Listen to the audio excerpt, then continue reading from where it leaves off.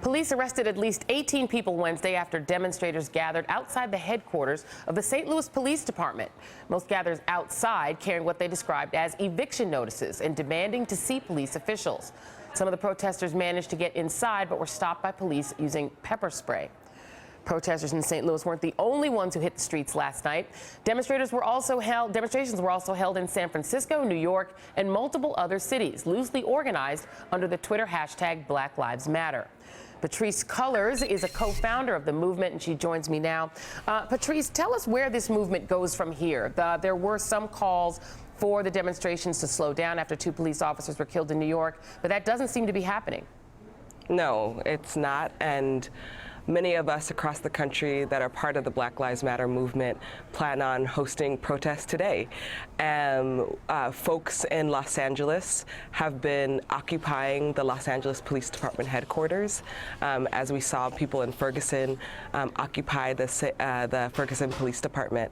And in the next few months, we're going to be seeing more protests.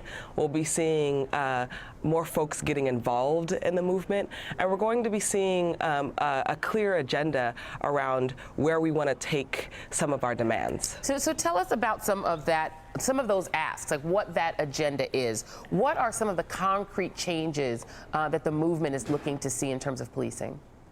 So I think there's a few things that our movement is looking at. We want to really keep pushing people going out and protesting locally and putting pressure on their local government, city councils, county board of supervisors, chiefs of police, sheriff's departments, and specifically looking at passing resolutions that look at a movement for Black lives. And so we know that law enforcement violence is one issue in the Black community, but there's also a larger conversation around poverty, a larger conversation around housing. And so we want to open up that conversation this year to pivot a little bit and not get so pigeonholed into just looking at law enforcement, and look at what are some of the issues and the key issues that we see facing the Black community. And so you're going to see a lot of us reaching out to our city council members, our elected officials, appointed officials, to do more focus in our cities around how we push for a broader agenda.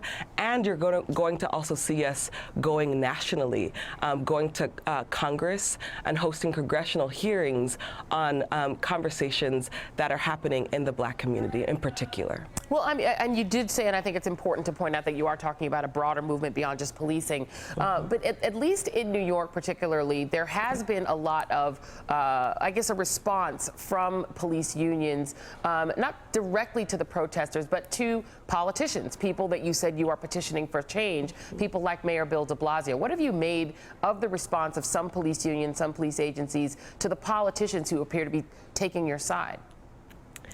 I think what's happening in New York with the police union is deeply unfortunate. Obviously, Black Lives Matter movement, we put out a statement expressing the grief that we have for the families who lost the officers.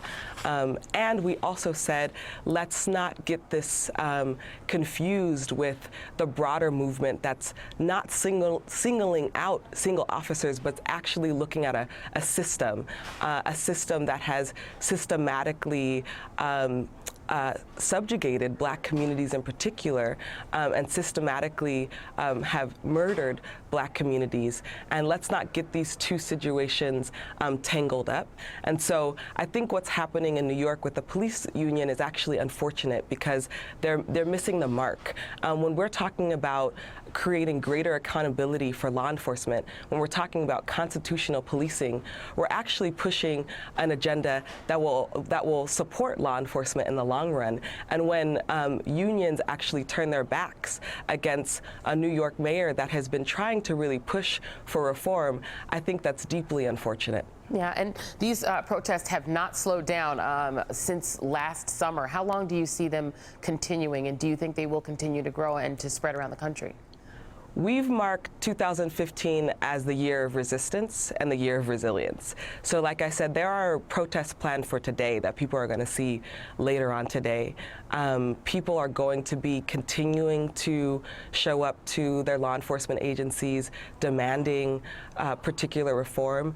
And honestly, young folks aren't going to stop until they see change in their communities. All right, Patrice Cullors, thanks very much for being here. Happy New Year. Thank you.